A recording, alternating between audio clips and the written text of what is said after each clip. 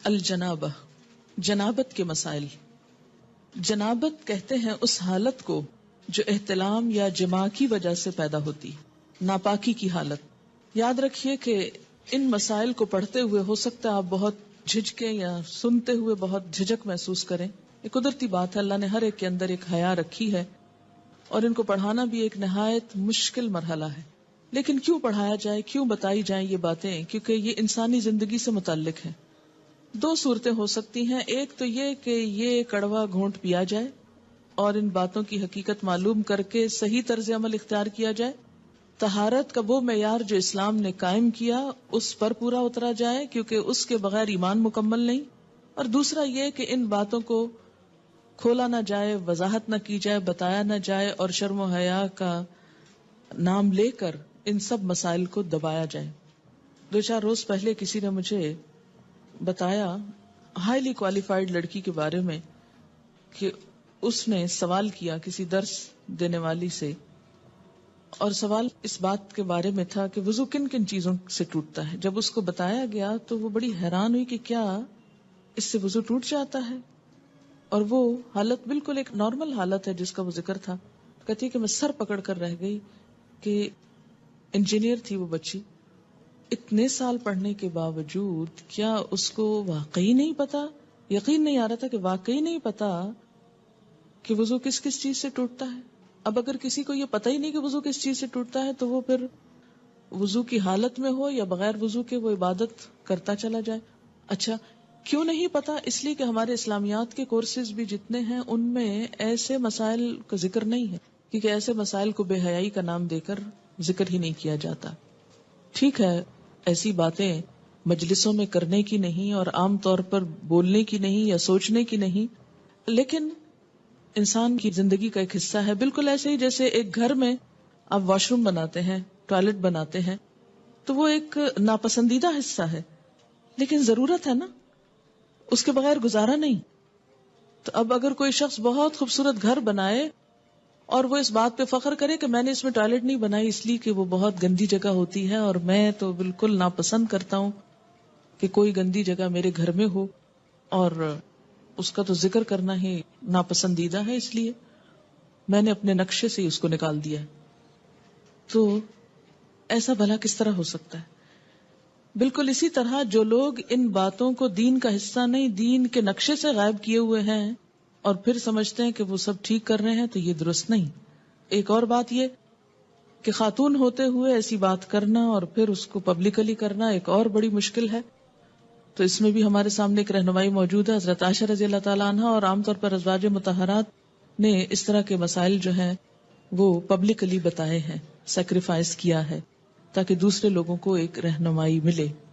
ہمارے ہاں مشکل یہ ہے کہ اسلام کے ساتھ تقدس کا ایک ایسا، یعنی انبیاء علیہ السلام ہو یا ان کی ازدواجی اور ذاتی زندگی، ان سب کو ہم نے تقدس کے ایسے آئینے میں دیکھا ہے کہ جس میں ان کا انسان ہونا نقشے سے نکال دیا گیا، جبکہ ان کی ساری نیکی، تقوی اور پاکیزگی میں خوبصورت بات یہ کہ وہ انسان تھے اور ہم جیسے ہی تھے انسان ہونے کے ناطے، انسانی ضروریات ہم جیسی تھی، کھانا پینا اور باقی خواہشات وغیرہ، لیکن ان کی بڑائی کیوں ہے کہ انہوں نے ان تمام چیزوں کے بارے میں اللہ تعالی کی مرضی کو مکمل طور پر اپنایا۔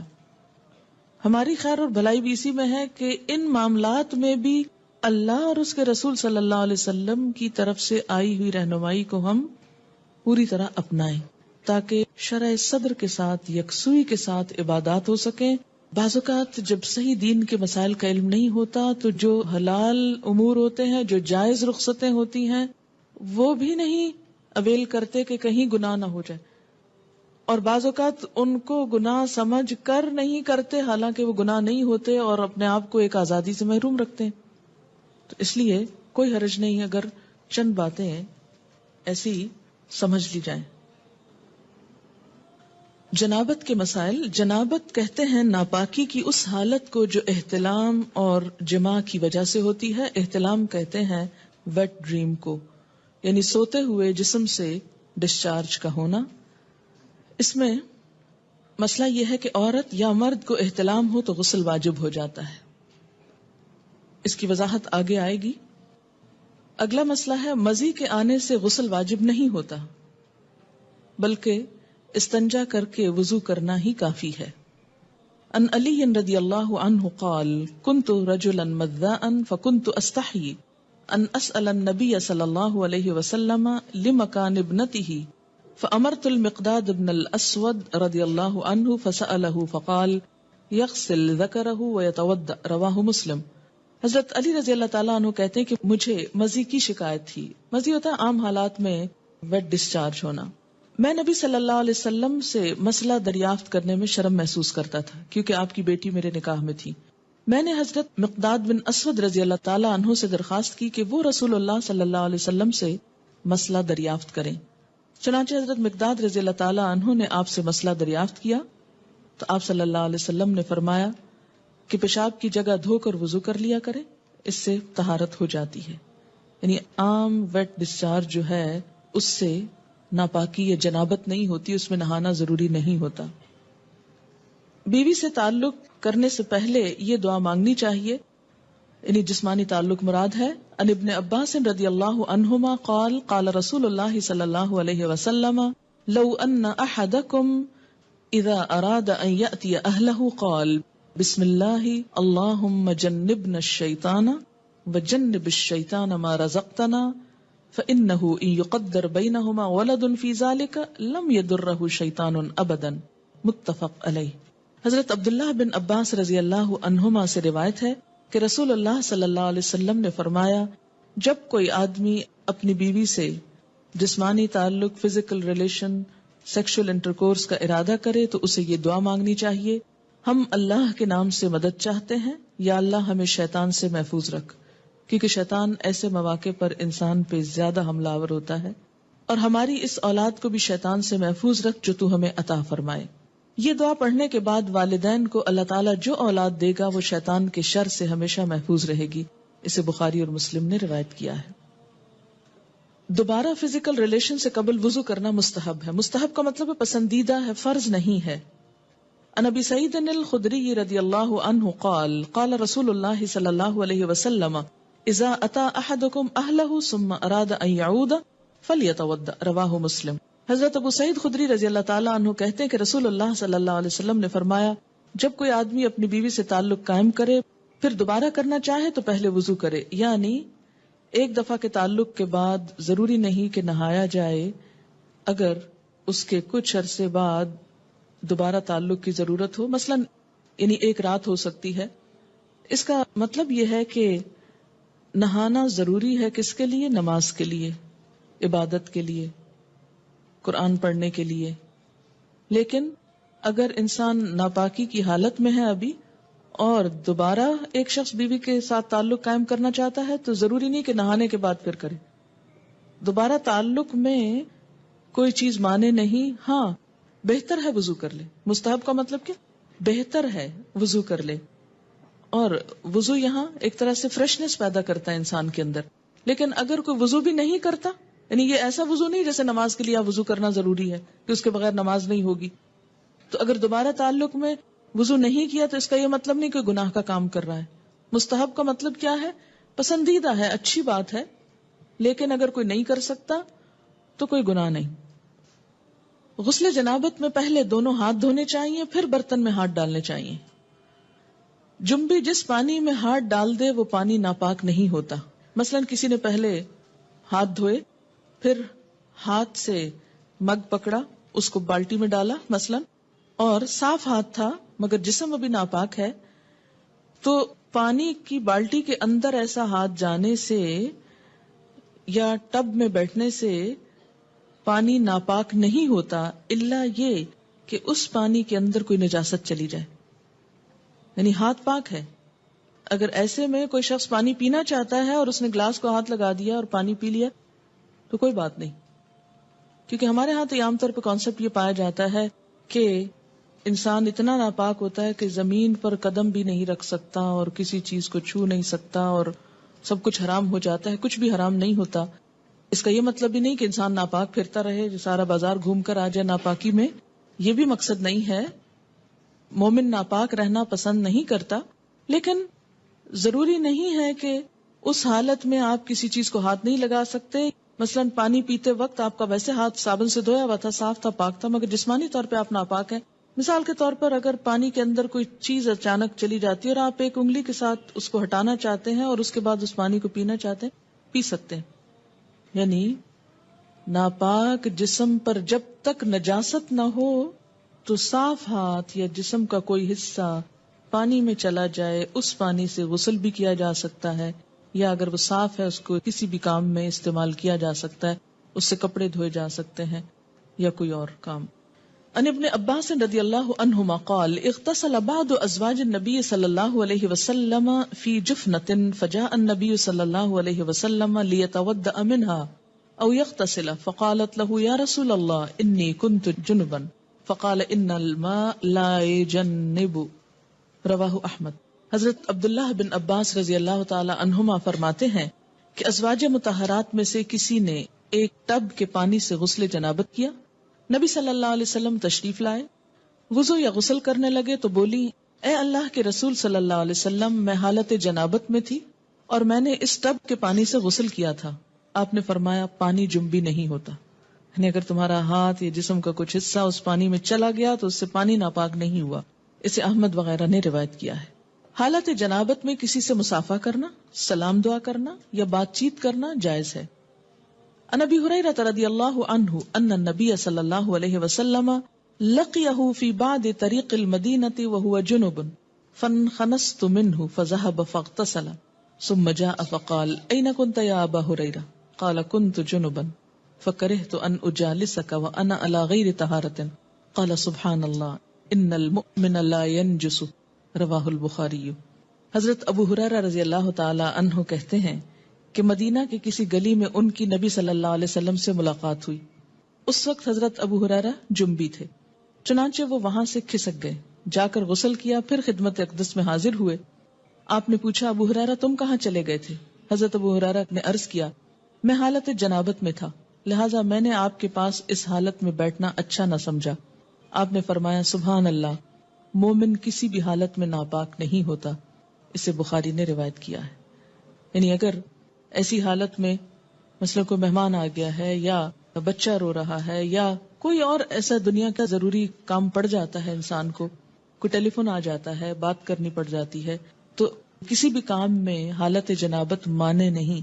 حالت جنابت مانے ہے کس میں؟ عبادات میں. لیکن یاد رکھیے اس کا یہ مطلب نہیں کہ انسان ناپاکی میں ہی گھومتا پھرتا رہے بے وجہ، جلد از جلد پاک ہو، لیکن یہ سمجھنا کہ نہیں میں اچھوت ہو گیا، اب کسی کے سامنے نہیں جا سکتا یا کسی سے بات نہیں کر سکتا، تو ایسی بات نہیں ہے. حالت جنابت میں کھانے پینے کے لیے ہاتھ دھونا کافی ہے، البتہ وضو کرنا افضل ہے. عن عائشہ رضی اللہ عنہا ان النبی صلی اللہ علیہ وسلم کان اذا اراد ان یأکل وهو جنب غسل یدیہ. رواہ ابن ماجہ. حضرت عائشہ رضی اللہ تعالی عنہا کہتی ہیں کہ رسول اللہ صلی اللہ علیہ وسلم حالت جنابت میں کوئی چیز کھانا چاہتے تو پہلے اپنے ہاتھ دھو لیتے. اسے ابن ماجہ نے روایت کیا، یعنی حالت جنابت میں کھا سکتے ہیں. اور خاص طور پر جیسے رمضان کا مہینہ ہے، یعنی رمضان میں اگر کوئی شخص حالت جنابت میں اٹھتا ہے، سحری کا وقت ہے، سحری کھا سکتا ہے اور کھانے کے بعد نماز سے پہلے نہا سکتا ہے. یعنی حالت جنابت میں اگر روزے کا کچھ حصہ شامل ہو گیا صبح کے وقت کو کوئی حرج نہیں، اللہ کہ نماز تو نہیں چھوڑی جا سکتی، وہ تو پڑھی جائے گی. کتنی دیر لگے گی؟ آدھا گھنٹہ، گھنٹہ، کیونکہ اس کے بعد تو سورج بھی نکل آئے گا اگر نہیں نہائے تو نماز جائے گی. تو ایسا روزہ کیا روزہ جس میں نماز ہی نہ پڑھی گئی. ان عائشہ رضی اللہ عنہا قالت کان رسول اللہ صلی اللہ علیہ وسلم اذا کان جنبا فاراد ان یاکل او ینام تودع وضوءه للصلاة. رواہ مسلم. حضرت عائشہ رضی اللہ تعالی عنہا فرماتی ہیں کہ رسول اللہ صلی اللہ علیہ وسلم حالت جنابت میں کھانا یا سونا چاہتے تو پہلے نماز کی طرح وضو کر لیتے. اسے مسلم نے روایت کیا. اور یہ وضو فرض میں نہیں ہے، واجب میں نہیں ہے، یہ مستحب میں ہے. یعنی ایک اچھی فیلنگ کے لیے نہانے میں ٹائم لگتا ہے تو کوئی بھی کام کرنے سے پہلے وضو کر لیا جائے. جنبی مسجد سے گزر سکتا ہے لیکن ٹھہر نہیں سکتا. حالت جنابت میں اگر کسی کو مسجد سے گزرنا پڑ رہا ہے، مثلاً اس کا گھر ہے مسجد کے اوپر اور رستہ ایسا ہے کہ صحن سے گزر کے اوپر چڑھتا ہے، تو ایسی صورت میں گزرنا جائز ہے، لیکن وہاں بیٹھ جانا یا دن گزارنا یہ درست نہیں. عن جابر رضی اللہ عنہ قال کان احدنا یمر فی المسجد جنبا مجتازا رواہ سعید بن منصور. حضرت جابر رضی اللہ تعالی عنہ فرماتے ہیں کہ ہم حالت جنابت میں مسجد سے گزر جایا کرتے تھے. اسے سعید بن منصور نے روایت کیا ہے. حالت جنابت میں زبانی اللہ کا ذکر کرنا جائز ہے. مثلاً انسان صبح اٹھا ہے تو اٹھ کے دعا جو پڑھی جاتی ہے الحمدللہ الذی احیانا بعد ما اماتنا والیہ النشور پڑھ سکتا ہے. اسی طرح اگر صبح شام کی دعائیں پڑھ رہا ہے تو پڑھ سکتا ہے، یا استغفار کرنا چاہتا ہے تو کر سکتا ہے. رات کو سوتے میں کوئی خواب برا آ گیا تو وہ دعا پڑھ سکتا ہے، یا نیند نہیں آ رہی تو کچھ ذکر کرنا چاہتا ہے اور لیکن ہے حالت جنابت میں تو کوئی رکاوٹ نہیں، زبانی اللہ کا ذکر کر سکتا ہے. یا اسی طرح جیسے سوتے وقت آیت الکرسی پڑھی جاتی. سونے کے آداب آپ نے پڑھے ہوں گے کہ دائیں طرف کروٹ لے کر ہاتھ گال کے نیچے رکھ کے آیت الکرسی پڑھ کے چاروں طرف پھونک مار دی جائے. اب اگر حالت جنابت میں انسان تو کیا آیت الکرسی نہیں پڑھے گا؟ پڑھے گا، کوئی حرج نہیں. ان عائشہ رضی اللہ عنہا قالت کان النبی صلی اللہ علیہ وسلم یذکر اللہ علی کل احیانہ رواہ مسلم. حضرت عائشہ رضی اللہ تعالی عنہا فرماتی ہیں کہ نبی اکرم صلی اللہ علیہ وسلم ہر حالت میں اللہ کا ذکر کیا کرتے تھے. اسے مسلم نے روایت کیا ہے. جنبی کو قرآن پاک پڑھنا یا پڑھانا منع ہے. یعنی یہ نہیں کہ آپ حالت جنابت میں ہیں اور آپ کہیں جی کھانے کی اجازت ہے، پکانے کی اجازت ہے، سلام دعا کی اجازت ہے، چلو تلاوت شروع کر دیتے ہیں یا تعلیم شروع کر دیتے ہیں. نہیں، اس کی اجازت نہیں ہے. پاک آدمی وضو کے بغیر قرآن مجید پڑھ سکتا ہے. یعنی وضو نہیں ہے لیکن ویسے قرآن کی تلاوت آپ کر رہے ہیں تو ٹیکسٹ کو ہاتھ نہیں لگائیے اور پڑھتے جائیے. کیونکہ بعض لوگوں کو ایسی بیماری بھی ہوتی ہے کہ ان کا وضو زیادہ دیر تک باقی نہیں رہتا. ایسے میں لوگ قرآن، ذکر، عبادت سب چھوڑ کے بیٹھ جاتے ہیں فارغ. نہیں، وضو نماز کے لیے شرط ہے، طواف کے لیے شرط ہے. اگر صرف قرآن کی تلاوت کرنا مقصود ہے یا تعلیم دینا تو کوئی حرج نہیں. ان علی رضی اللہ عنہ قال کان النبی صلی اللہ علیہ وسلم یقرئنا القرآن علی کل حال ما لم یکن جنبا رواہ الترمذی. حضرت علی رضی اللہ تعالی عنہ فرماتے ہیں کہ نبی اکرم صلی اللہ علیہ وسلم حالت جنابت کے علاوہ ہر حال میں ہمیں قرآن مجید پڑھایا کرتے تھے. یعنی وضو کے بغیر بھی مراد اس سے یہ. اسے ترمذی نے روایت کیا ہے. حالت جنابت کو بڑی ناپاکی کہتے ہیں. عام طور پہ فقہ کی کتابوں میں حدث اکبر لکھا ہوتا ہے. حدث اصغر چھوٹی ناپاکی ہوتی ہے جو جنابت کے علاوہ عام طور پر وضو ٹوٹنے کے اسباب کی وجہ سے ہوتی ہے. جنبی سونے سے قبل غسل نہ کر سکے تو اسے وضو کر لینا چاہیے. ان عائشہ رضی اللہ عنہا قالت کان النبی صلی اللہ علیہ وسلم اذا اراد ان ينام وهو جنب غسل فرجه وتوضا للصلاة رواہ البخاری. حضرت عائشہ رضی اللہ تعالی عنہا سے روایت ہے کہ نبی اکرم صلی اللہ علیہ وسلم جب حالت جنابت میں سونے کا ارادہ فرماتے تو اپنی شرمگاہ دھو کر نماز کی طرف وضو فرما لیتے. یہ مستحب ہے ایسا کرنا. اسے بخاری نے روایت کیا ہے. جنبی کے لیے وضو کر کے سونا افضل ہے لیکن نہ کرنے کی رخصت ہے. ان ابن عمر رضی اللہ عنہما ان عمر استفتى النبی صلی اللہ علیہ وسلم فقال هل ينام احدكم وهو جنب قال نعم ليتوضأ ثم لينم حتى يغتسل اذا شاء رواہ مسلم. حضرت عبداللہ بن عمر رضی اللہ تعالی عنہما سے روایت ہے کہ حضرت عمر رضی اللہ تعالی عنہ نے نبی اکرم صلی اللہ علیہ وسلم سے مسئلہ پوچھا کیا جنبی غسل کیے بغیر سو سکتا ہے؟ آپ نے ارشاد فرمایا ہاں، وضو کر لے اور سو جائے، پھر جب چاہے اٹھ کر غسل کر لے. اسے مسلم نے روایت کیا ہے. ان عائشہ رضی اللہ عنہا قالت کان رسول اللہ صلی اللہ علیہ وسلم یجنب ثم ینام ولا یمس ماء حتى یقوم بعد ذلك فیغتسل رواہ ابن ماجہ. حضرت عائشہ رضی اللہ تعالی عنہا فرماتی ہیں کہ رسول اللہ صلی اللہ علیہ وسلم حالت جنابت میں پانی کو ہاتھ لگائے بغیر سو جاتے. یعنی یہ بات بھی ملتی ہے جہاں وضو کر کے سوتے وہاں یہ بھی کہ بسا اوقات وضو بھی نہیں کرتے تھے اور سو جاتے پھر اٹھ کر غسل فرماتے. اسے ابن ماجہ نے روایت. اٹ ڈیپینڈس کہ انسان کی طبیعت کیسی ہے، موسم کیسا ہے، پانی کی اویلیبلٹی کتنی ہے.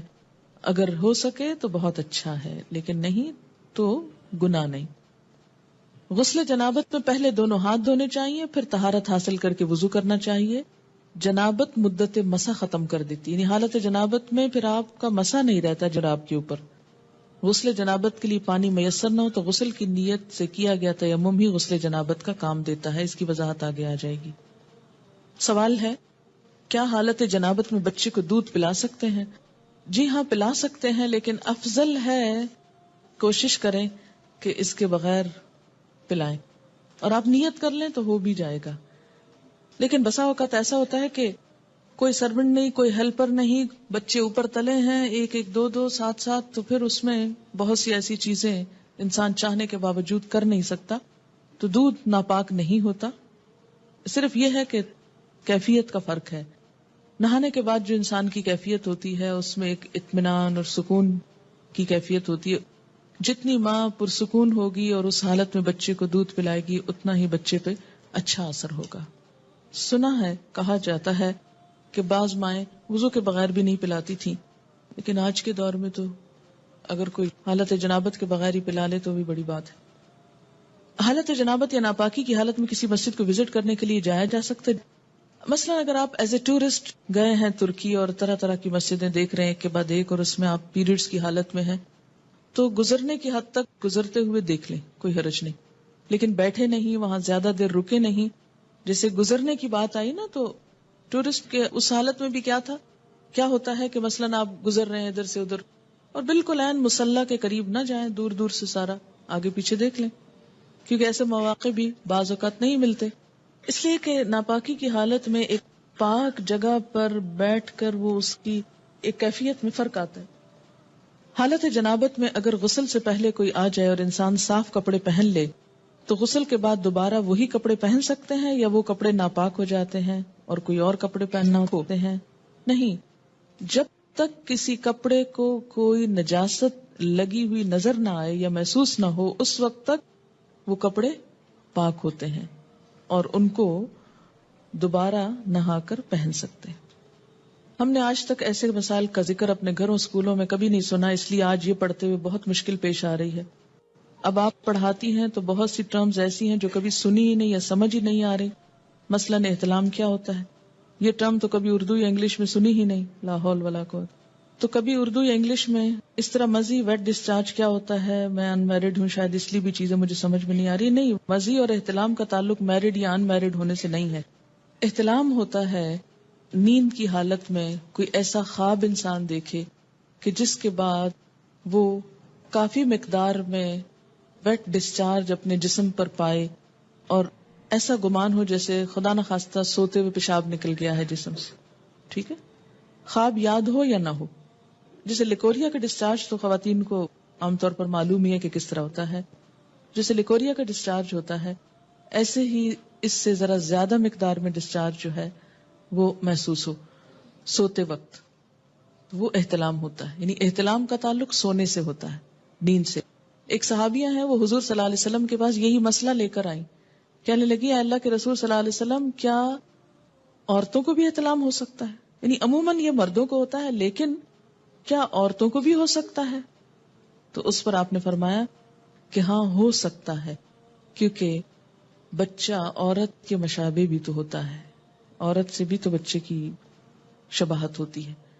ٹھیک ہے، تو سیکشل انٹرکورس کے بغیر اگر نیند کی حالت میں کوئی خواب دیکھنے یا نہ دیکھنے پر ایسا پانی انسان دیکھے کہ جو زیادہ مقدار میں ہو، عام نارمل روٹین میں جیسے لیکوریا وغیرہ تھوڑا بہت سپاٹنگ ہو گئی، وہ نہیں، زیادہ مقدار میں، اس کو احتلام کہتے ہیں.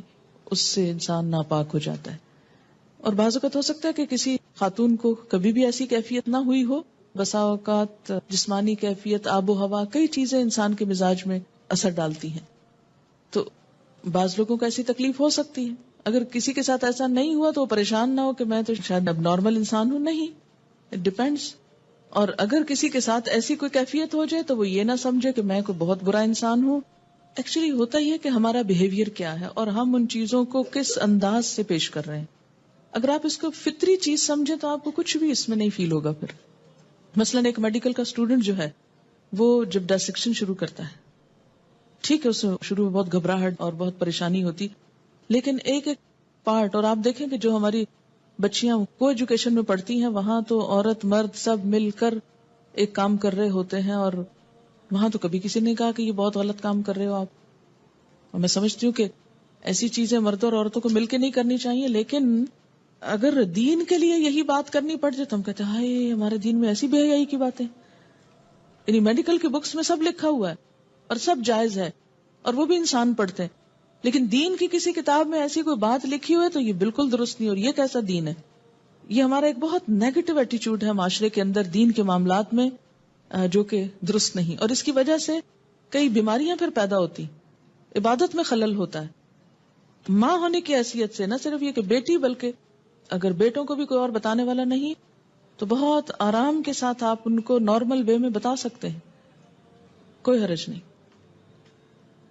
جی ہاں، ہمارے ہاں عموماً یہ ہوتا ہے اسکولوں میں جیسے سیکس ایجوکیشن ہوتی ہے اور بعض اوقات اتنے بھونڈے طریقے سے ہوتی ہے کہ وہ اس کے فائدے کی بجائے کئی نقصان ہوتے ہیں. تو اٹ ڈیپینڈس کہ آپ ایک مسئلے کو، ایک پرابلم کو یا ایک چیز کو کس طرح ایکسپلین کرتے ہیں. ٹھیک ہے نا؟ تو خود اپنے اندر پہلے کانفیڈینس پیدا کریں کہ آپ کی نیت کیا ہے ایک بات کرنے کی، کیوں سکھانا چاہتے، کیوں سمجھانا چاہتے. یہ نہیں کہ آپ خود ساتھ ہنسنا شروع کر دیں اور شرمانا شروع کر دیں اور سب کو ہنسانا شروع کر دیں. یہ ہنسنے کی باتیں نہیں، مجھے سمجھ میں نہیں آتی ان باتوں میں سے ہنسنے کی کون سی بات ہے. کسی مومن کا یہ مزاج ہی نہیں ہو سکتا کہ وہ ایسی باتوں میں نمبر ایک دلچسپی لے، یا ایسی باتیں مجلسوں میں عام طور پر بلا ضروری ڈسکس کی جائیں یا ان کے نام زبان پر لائے جائیں. نہیں ہونا چاہیے. لیکن علم کی حد تک عمل کے لیے ان کا ذکر بھی ضروری ہے کیونکہ یہ انسانی زندگی سے متعلق چیزیں. مزی عام طور پر لفظ جو ہے یہ ویٹ ڈسچارج جیسے لیکوریا ہوتا ہے ایسے ہی ہوتا ہے، لیکن یہ جاگتے ہوئے ہوتا ہے، یہ نیند کی حالت میں نہیں، یہ جاگنے کی حالت میں ہوتا ہے. اور اس میں عموماً ایسا ہوتا ہے کہ مثلاً کوئی ایسا سین آپ نے دیکھا ہے ٹیلی ویژن میں، یا ایسی کوئی کتاب پڑھی ہے، یا کوئی بھی ایسی چیز کہ جس سے جسم کے اندر خلل آتا ہے، یعنی انسان کے ایموشنز جو ہیں وہ ڈسٹرب ہوتے ہیں. تو ایموشنز کے فرق سے یہ ڈسچارج ہوتا ہے. یعنی لیکوریا جو ہوتا ہے بغیر ایموشنز کے ہوتا ہے، لیکن یہ ایموشنل کیفیت کے ساتھ ہوتا ہے. ایموشنل کیفیت کے ساتھ جو ویٹ ڈسچارج ہوتا ہے اس سے استنجا بھی لازم ہے اور وضو بھی لازم ہے، لیکن نہانا لازم نہیں. وہ بھی ہو سکتا ہے کوئی سائیکولوجیکل پرابلم ہو سکتا ہے یا کچھ بھی اس کو نام دے سکتے ہیں، لیکن مزی میں لفظ آپ یوں سمجھے جیسے مزہ لفظ ہے نا، یہ اسی سے نکلا ہے یہ لفظ. ٹھیک ہے. ایک بچی کی ریسنٹلی شادی ہوئی، اس نے ایک میل مجھ کو کی، وہ اس قدر بیچاری پریشان، چھوٹی سی عمر کی بچی تھی، شادی ہوگی، اس کو شاید پہلے سے کسی نے کچھ نہیں بتایا، نہ ماں بتاتی نہ کوئی اور، جو ضروری چیز ہے وہ کوئی نہیں بتاتا اور فضول میں بہت کچھ پڑھ لیتے.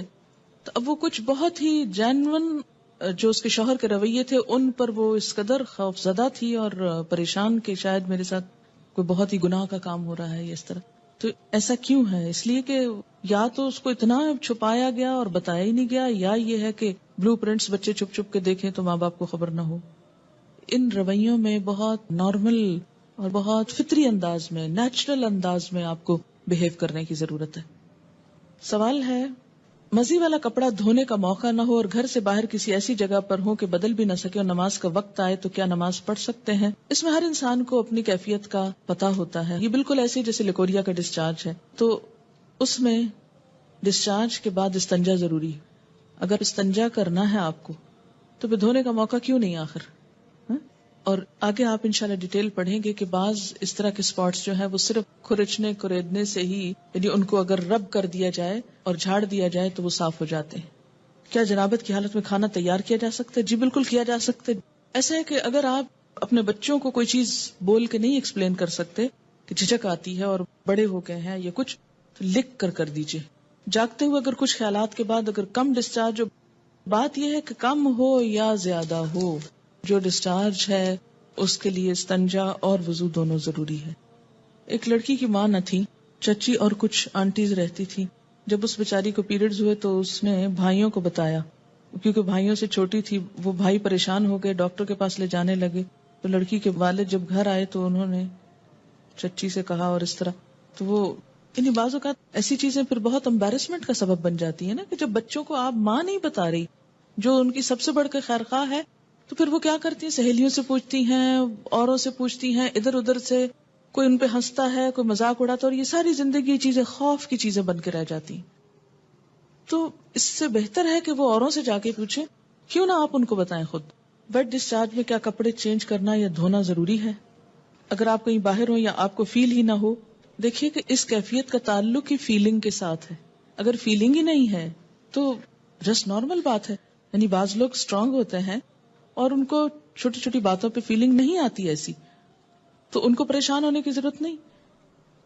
تو پھر کیا بغیر وضو کے نماز پڑھ لیں؟